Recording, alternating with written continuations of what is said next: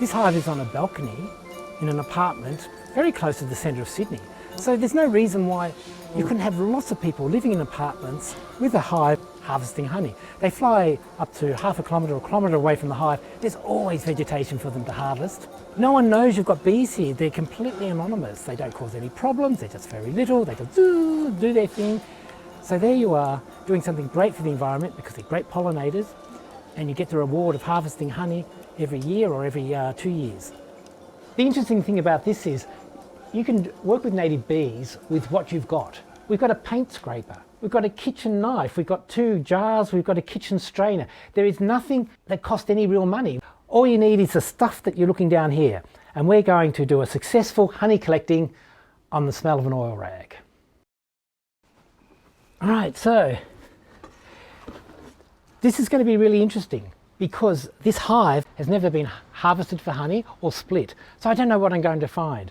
It's about 5 years old. It was a wild hive that got given to me and I didn't know what to do with it, and I knew Howard was after a hive. So I said, Howard, good luck.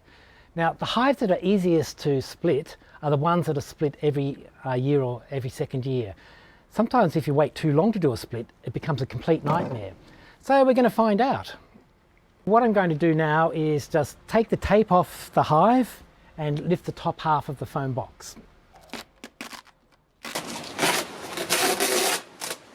Okay, step 1, remove the tape. Step 2, hope like hell we can take the foam off. Aha! Oh, What have we got? we've probably got a redback in here. Yes. I can't see. Oh, no, I don't know the redbacks, but I got bitten by one of those the other day. Oh dear, oh, it's just a house spider. Yeah. That's all right. What is this? It looks like just a little black house spider. Yeah, I think so. All right. The bite hurts? Yes. Oh, Yeah. no, they bloody hurt like hell. Oh, if you're weak. So we're going to put this lid just to one side. Yep. Oh, right. Near me. Yes, near you. This hive has got a honey collector, which basically means it's got a third box. So to get the honey, all we're going to do is take off this top box. We're going to leave the bottom 2 wooden boxes alone. That means the queen, the brood, the majority of the bees are going to be completely left alone. So happy days. Access isn't that great, but part of what we're doing today is to show you don't need a lot of access, you don't need a lot of anything. You just need to sort of have a bit of get up and go and harvest the honey. This is going to be the fun bit now, levering off this top box. I really don't know what I'm going to find.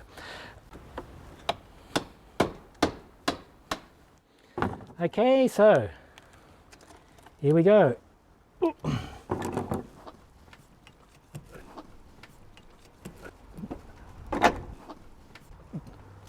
Oh, look at this. Look at this. This is a perfect bee box. The weight of it, there's probably 1 kilo of honey in this.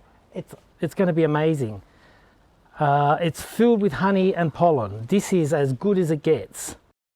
Okay, so now I'm just going to put this down here. Oops. What I really need is the jar and the sieve. Oh, wow, that is good honey. The bees are pretty calm. They're used to us being so close to them, I think. They seem to learn, these. You can sort of see at the top here, we've actually got some pollen. So when they make these honey pots out of wax, so they're making the honey pots out of wax, which they collect from flowers, they actually either put pollen in or honey in. So the ones that just look obviously like yellow, guess what? They're the pollen ones. So that's the protein for the hive. You know, you just can't eat sort of chocolate all day long with all its sugar and carbs and everything. You actually need some protein. So for the bees to actually have a functioning colony, they need the pollen to feed the baby bees. So here's the protein.